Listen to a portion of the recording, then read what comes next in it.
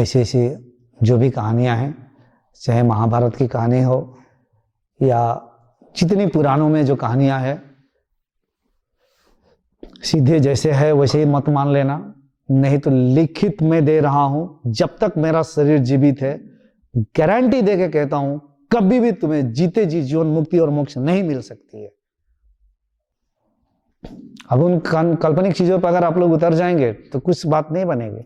एक जगह से तो निकल जाएंगे, मान लो कुंडलिनी शक्ति तो जागृत हो गई, उसके आगे नहीं मिट पाएंगे आप, उसके आगे नहीं जा पाएंगे। तो जहां भी ऐसी काल्पनिक चीजें मिले क्या करना है, उसको अपने विवेक दृष्टि से जानने का प्रयास करना है। अगर स्वीकार कर पा रहे हैं तो करिए, नहीं कर पा रहे हैं तो आपको जो करना है करिए। अब जैसे महाभारत, अब मुझसे पूछेंगे तो वेद व्यास के पिता का नाम क्या था, पराशर मुनि। अब पराशर की किसके साथ संबंध हुआ था, मत्स्यगंधा के साथ, जो बाद में वो सत्यवती बनी, शांतनु राजा की पत्नी। अब ये जो मत्स्यगंधा है वो स्वर्ग की लंपट अप्सरा थी। लंपट अप्सरा समझ रहे हो ना, तो ब्रह्मा जी के श्राप मिला था उसे कि मछली के पेट से वो जन्म लेगी और मत्स्य की गंध रहेगा उसका। तो मछली के पेट से पैदा हुई है। उसकी भी कहानी है, एक राजा कहीं जा रहे हैं तो वो उधर नहीं जाएंगे, बड़ा कहानी है उसमें। बस इतना ही जानना है कि मछली के पेट से एक औरत जन्म ली है। अब आप लोग बोलेंगे गुरुजी आप गलत बोल रहे हो, तो आप मानो। अच्छा है कि मेरे पास अगर टिक गए तो सारे कहानियां या तो दिमाग से जड़ से उखाड़ कर फेंक ही दिया जाएगा, नहीं तो उसी कहानियों को झुंझुना बजाते रहो और कई जन्मों तक उसके बाद आना।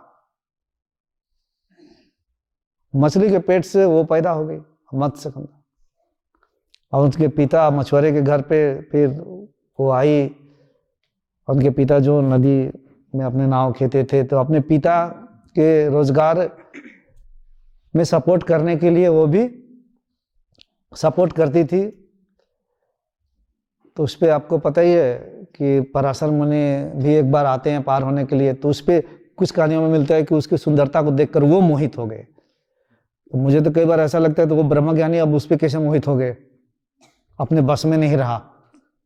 अब उनके साथ उनको शारीरिक संबंध बनाना है, समागम करना है। तो लोग तो कहते हैं कि वो लोग ब्रह्मज्ञानी है, वो लीला करने के लिए कर दिए, क्योंकि वेद व्यास पैदा नहीं होते तो ऐसा कैसे लीला होता, ऐसे कह देते हैं। चलिए, सात्विक दृष्टि है, सकारात्मक दृष्टि है ये। तो वो फिर और एक कहानी में मिलता है कि वो अपने तिरिया जाल में फंसाती है उनको। स्त्रियों को भी तिरिया जाल होता है ना, पुरुषों को फंसा लेती है, पुरुषों को पता ही नहीं चलता है। तो अपने तिरिया जाल में वो फंसाती है, क्योंकि ऐसे भी लंपट स्त्री वो अप्सरा थी, तो यहाँ पर भी लंपट ही है। तो अपने तिरिया जाल में उनको फंसा लिए, और उनको पता भी नहीं चला कि उसके तिरिया जाल में ये कैसे फंस गए। उनके साथ समागम होता है और उनसे जो, अच्छा इसमें भी इंटरेस्टिंग बात ये है कि ये भी इनसे वादा करते हैं कि तुम अगर जो भी कुछ होगा तुम्हें मैं फिर दोबारा वैसे ही न्यू फ्रेश जैसा बना दूंगा, वर्जिन उसी तरह से बना दूंगा, तुम्हें कोई कुछ पता नहीं चलेगा नहीं। मतलब अब ये भी बात थोड़ा सा अलग ही लग रहा है, ऐसा होकर भी फिर वैसा कैसे हो जाएगा। ये आप लोग विवेक जागृत करना है, मुझे बोलना पड़ेगा, उपाय नहीं है। अब वो उसका गंध भी खत्म करते हैं, उसको वर्जिन भी कर देते हैं, सब काम हो गया। अब वेद व्यास इनको ले जाके कोई जंगल में भी फेंक देते हैं दोनों, जब पैदा होती है तो दोनों नहीं, ये तो चले गए अपना काम करके। ये जो मत्स्यगंधा जब पेट में आती है तो गांव समाज के लोग तो उसको एक्सेप्ट नहीं करेंगे, तो जंगल में छोड़ देते हैं। तो वो बच्चा साधु सन्यासियों के साथ में बड़ा होता है वेद व्यास। तो इस प्रकार से वेद व्यास की कहानी आ रही है। वही वेद व्यास किसके पिता, सुखदेव मुनि के पिता। कहानी इधर से, ये तो कहानी बहुत है, बहुत कैरेक्टर के नाम याद है मुझे। एक एक कैरेक्टर का अगर जन्म की कहानी बताऊंगा तो आप लोग तो सोचने लग जाओगे। और देखो महाभारत के युद्ध यहाँ से स्टार्ट हो रहा है ना, वेद व्यास आते, आगे कहानी तो इन्हीं से शुरू है ना।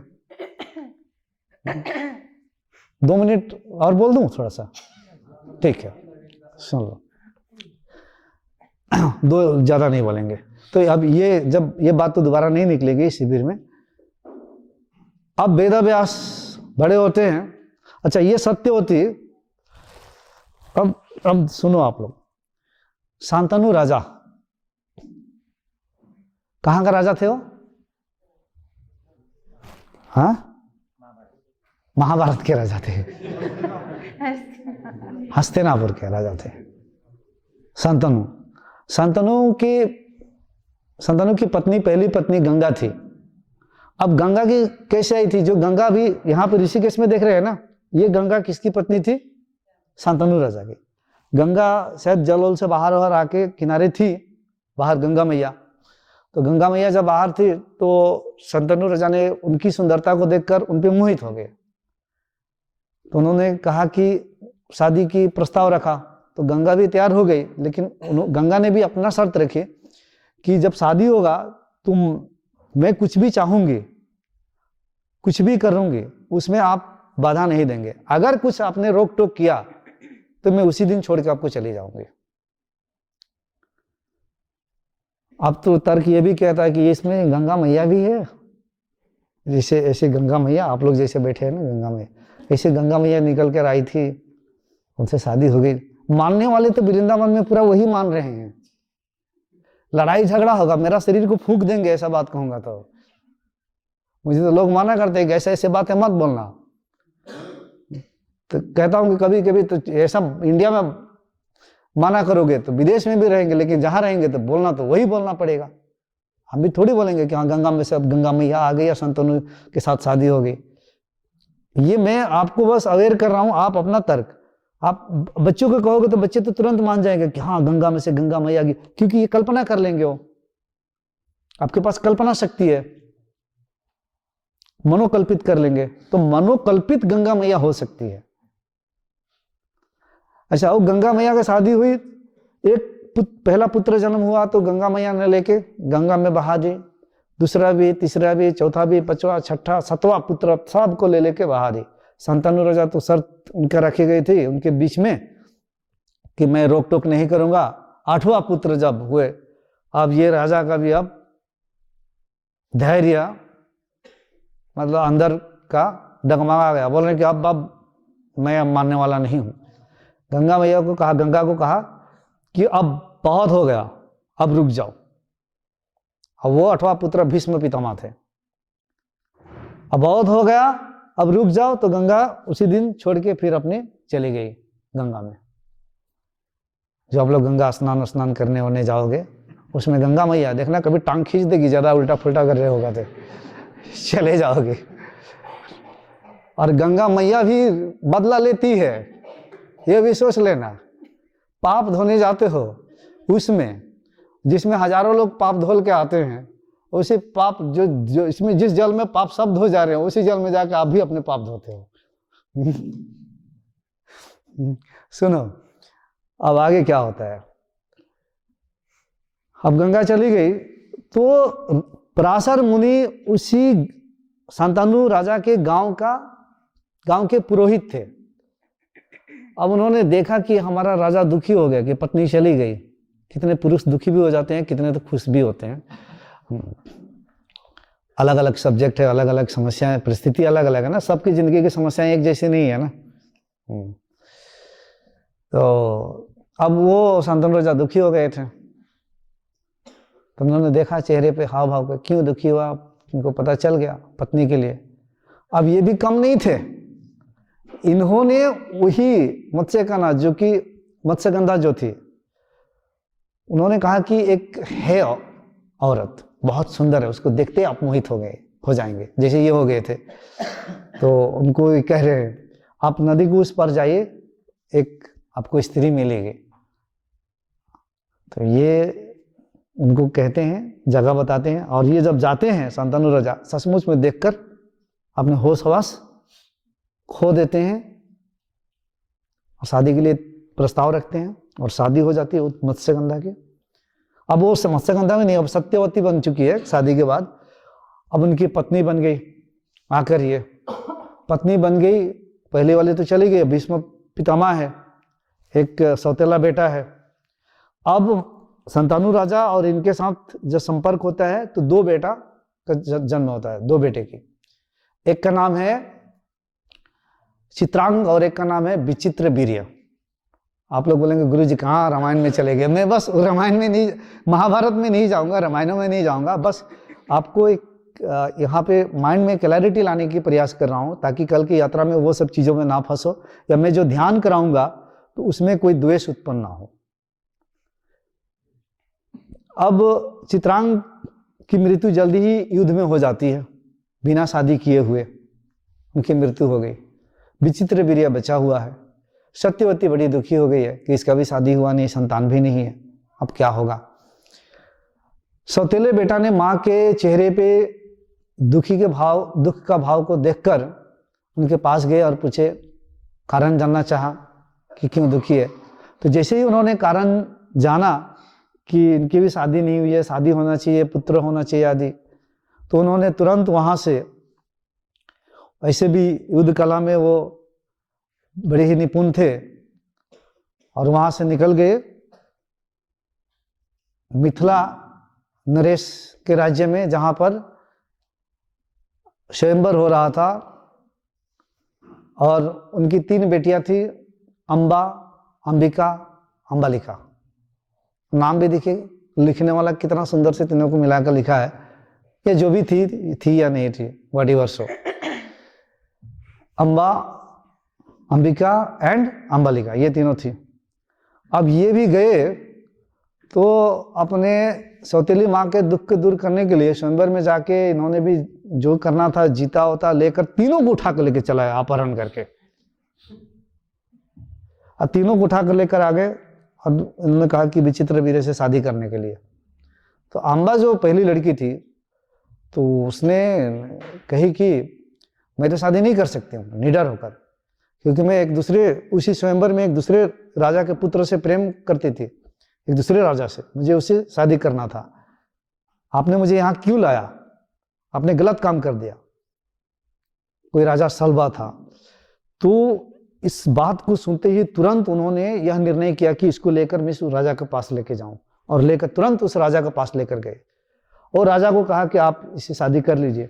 राजा कहा कि अपहरण स्त्री को मैं शादी नहीं करूंगा। अब तो इधर की भी ना हुई, इधर की भी ना हुई। अब ये गुस्सा होकर वहां से निकल पड़ी, जमदग्नि ऋषि के पुत्र परशुराम के शरण में चली गई, जो कि बाद में यही शिखंडी बनती है महाभारत का, बदला लेने के लिए।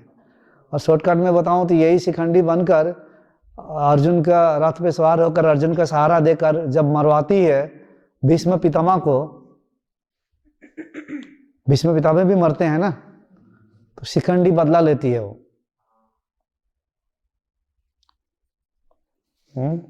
ऐसा है कहानी।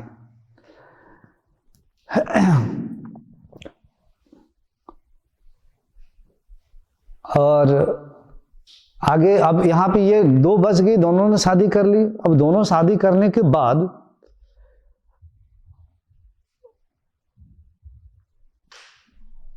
ये भी विचित्र वीर्य युद्ध में इनकी भी मृत्यु हो गई, कोई बच्चा वच्चा हुआ नहीं। सत्यवती फिर से दुखी हो गई, अब क्या करूं। तो सत्यवती के अंदर ही अंदर अपने उस व्यास पुत्र से संबंध था, स्नेह का, प्रेम का लगाव रखी थी। तो उन्हीं व्यास को खबर देके बुलाई पुत्र पैदा करने के लिए अपने दोनों बहुओं के साथ। वो आए और पुत्र पैदा हो। पुत्र आएंगे नहीं तो राजपाट कौन संभालेगा। तो वो व्यास देव आते हैं, तो जट्टाधारी, दाढ़ी बड़े बड़े, और ऐसे भी कृष्ण द्वैपायन कहा जाता था, तब करते करते काले भी थोड़े हो गए थे। तो अंबिका का पास पहुंचे तो अंबिका तो उनके चेहरे को देखकर ही डर गई, तो आंख बंद हो गई। और उस वक्त उनके साथ समागम हुआ, तो वो जो पैदा हुए वो धृतराष्ट्र अंधे पैदा हो गए। और अंबालिका का पास गए तो इतना भयभीत हो गई थी, और भयभीत में ही जब समागम हुआ तो उससे पांडु पैदा हुए, जो कि पांडु डरपोक, मतलब वो अंदर से इंपॉर्टेंट टाइप का, मतलब मर्दांगिनी नहीं थी, पुत्र पैदा करने की उसमें क्षमता नहीं थी। इस तरीके का वो पैदा हो गए। और एक दासी थी, वो निडर थी, तो उसके साथ में भी समागम हुआ, तो उससे विदुर पैदा हुए। ये सब इतने पैदा होते हैं। मैं पूरी कहानी में नहीं, बस और इन कर्ण का और 5 पांडवों के जन्म तक लेके जाऊंगा, वहां से हम इसको छोड़ देंगे। अब यहां से पांडव की पत्नी कुंती, अब पांडव से तो कोई पुत्र पैदा होंगे नहीं। अब कुंती को एक आशीर्वाद वरदान प्राप्त हुआ था ऋषि दुर्वासा की, मंत्र उच्चारण सहित जिस भी देवता का स्मरण करेगी वही देवता का पुत्र से वो प्रेग्नेंट हो जाएगी।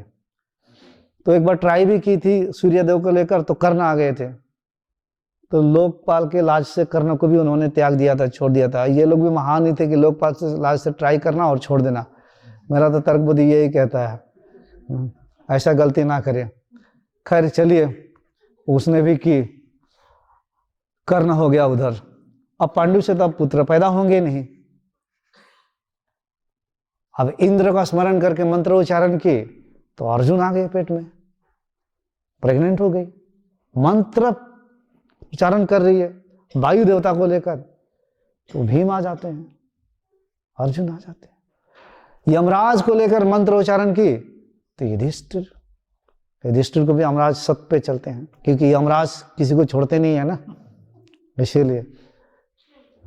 अब बाकी ये 3 हुए, और 2 जो उनकी और सौतीली पांडु की 2 पत्नी थी, माद्री है, तो माद्री को भी मंत्र सिखा दी, तो माद्री भी 2 मंत्र मारी, 2 अलग अलग 2 देवताओं के, तो नकुल और सहदेव भी प्रेग्नेंट होके ये 5 पैदा हो गए।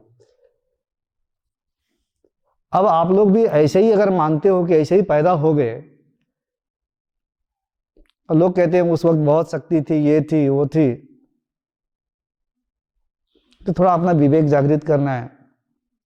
जैसे मैं पिछले शिविर में कहा था कि लहसुन प्याज की उत्पत्ति कैसे हो गई, तो उसमें इतने दिन के बाद भी कल न परसों हमें मुझे पूछ रही है, हमारे वहीं पे वो गार्गी के साथ डोली रहती है, गुरुजी सचमुच में लहसुन प्याज की उत्पत्ति कैसी हुई? इतना शिविर हो के 1 महीना पार हो गया, अगर कुत्ते के अंडे से पैदा नहीं हुआ, गाय के हड्डी से पैदा नहीं हुआ, या अमृत से पैदा नहीं हुआ, या कोई कह रहे हैं कि राक्षस के मलमूत्र से पैदा नहीं हुआ, तो गुरुजी कैसे पैदा हो गया? मैंने बोला इतनी करीब रहती है फिर भी मुझे अभी तक उसको समझ में नहीं आया।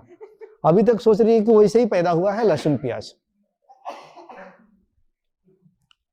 तो ये है भारत के लोगों की हालत, अध्यात्म के नाम पे पूरी तरह से अवचेतन लेवल पे इस प्रकार से प्रोग्रामिंग हो रखे हैं, काल्पनिक कहानियों को भी या इन साइंटिफिक चीजों को पूरी तरह से अपने अवचेतन मन के गुलाम बन चुके हैं। अवचेतन मन इसलिए कह रहा हूं, जो एक बार अवचेतन मन में चला गया उसमें तर्क लगाने की जरूरत नहीं है, तलवार उठाने की जरूरत होता है। सिर्फ आपने बोला ऐसा नहीं है, मैं तलवार उठा लूंगा आपको काटने के लिए।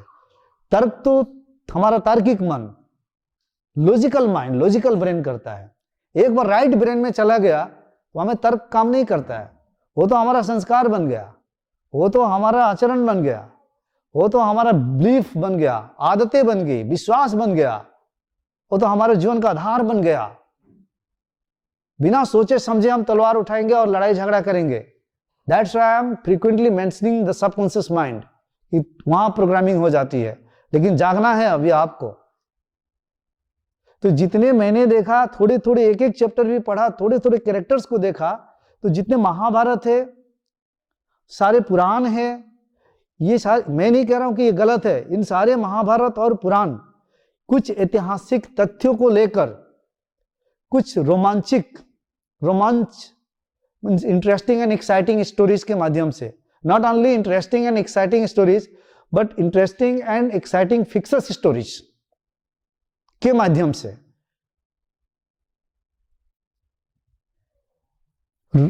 रोचक और रोमांचिक काल्पनिक कहानियों के माध्यम से कुछ ऐतिहासिक तथ्यों को लेकर ब्रह्म ज्ञान को, आत्मा ज्ञान को पिरोया गया है। बात समझ गए आप? वेद को या सत्य को या परमात्मा या आत्मा या ब्रह्म ज्ञान को कुछ काल्पनिक इंटरेस्टिंग एंड एक्साइटिंग कहानियों के माध्यम से पिरोया गया है। कवि ने इस तरीके से लिखा है कि तुरंत जीवों को ध्यान को आकर्षित करेगा और इन कहानियों के माध्यम से उसके अंतःकरण शुद्ध होगा और अंतःकरण शुद्ध होकर अंत में वही आत्मज्ञान और ब्रह्म ज्ञान की प्राप्ति होगी जो मैं कह रहा हूं।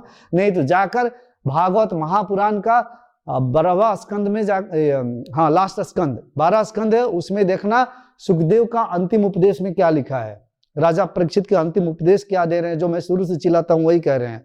बहुत कहानी सुन लिया, बहुत कृष्ण की लीलाएं सुन ली, अब सब तुम छोड़ो, सब श्री हरि से ही हुआ है, अब तुम छोड़ो, अब देखो तुम ही ब्रह्म हो, अब आत्मा परमात्मा, अब वही कहते हैं जो हम कहते हैं। फिर अंतिम उपदेश जाके पढ़ना, आप तो सब क्लियर कट हो जाएगा।